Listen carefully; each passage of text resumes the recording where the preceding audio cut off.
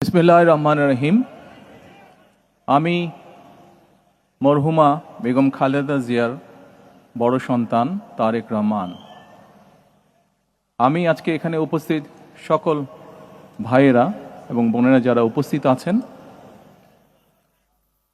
মরহুমা বেগম খালেদা জিয়া জীবিত থাকাকালীন অবস্থায় যদি আপনাদের কারো কাছ থেকে কোনো ঋণ নিয়ে থাকেন, দয়া করে আমার সাথে যোগাযোগ করবেন, আমি সেটি পরিশোধের ব্যবস্থা করব ইনশাআল্লাহ।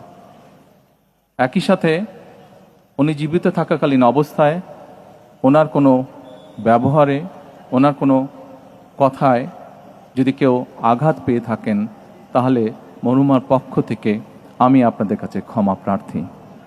দোয়া করবেন আল্লাহ তাআলা যাতে ওনাকে বেহেশত দান করেন। আসসালামু আলাইকুম।